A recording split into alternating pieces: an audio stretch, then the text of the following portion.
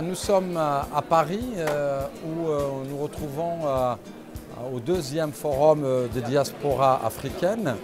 C'est un forum auquel participe Anima en tant que réseau euro-méditerranéen et que je préside, et également en tant qu'agence de développement de l'oriental.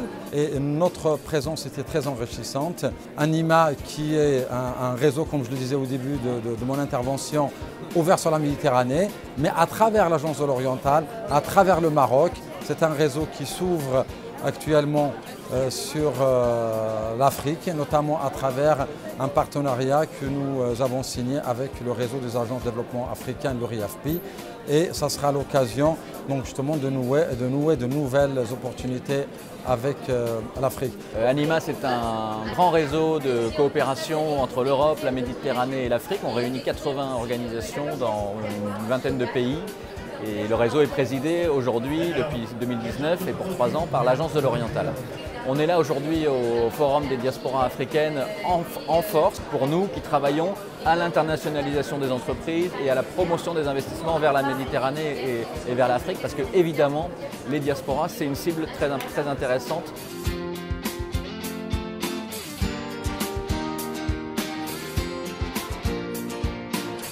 Ce forum qui a lieu aujourd'hui ici à Paris, c'est l'occasion de rassembler les diasporas, les Marocains résidant ici en France, mais aussi les diasporas africaines.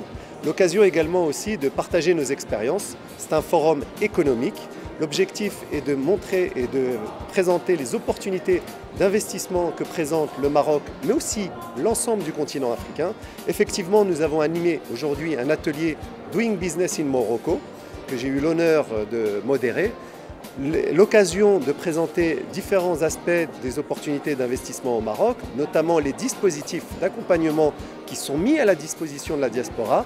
Moi, j'ai beaucoup connu la région de l'Oriental, qui est la région frontalière de l'Algérie, qui donne sur la Méditerranée. Et ce type de régions moins connues sont des régions dans lesquelles il y a des priorités d'investissement et de développement encore plus importantes qu'ailleurs. Le Maroc offre du potentiel et des opportunités d'investissement pour toute personne et toute entreprise qui souhaite effectivement se développer, que ce soit dans le secteur industriel, automobile, aéronautique, ferroviaire, mais aussi dans l'agroalimentaire, l'agriculture, le tourisme, l'écologie, l'environnement, tout ce qui touche au développement durable et à l'environnement. Je viens de rentrer il y a 1 an et je voudrais dire à tous les Marocains de France que leur pays les attend. On a énormément d'aide, on a énormément de choses à apporter et il faut vraiment qu'on pratique une sorte de patriotisme économique pour construire, participer en tous les cas chacun à son échelle à la construction, enfin participer à la construction de notre pays.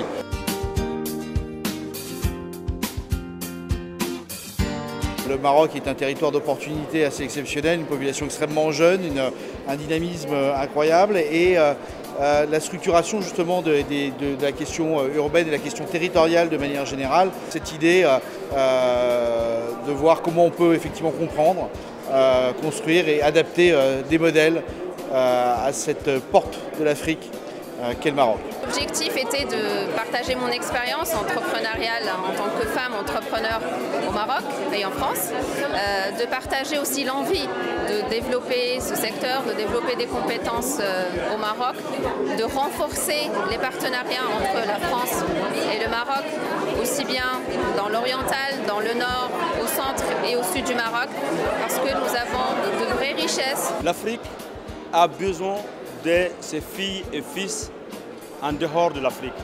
La Chine, il y a 30 ans, l'Inde, il y a 30 ans, s'est développée grâce à sa diaspora. Et nous sommes convaincus que l'Afrique va se développer par sa diaspora. Et cette diaspora peut être un vecteur de l'économie africaine. Voilà l'objet de ce forum. Et je vais profiter de votre micro pour remercier Son Altesse Royale. Et quand il y a eu ce problème de vente des immigrés en Libye, il est le seul à avoir proposé la flotte de la rame pour venir chercher les Africains.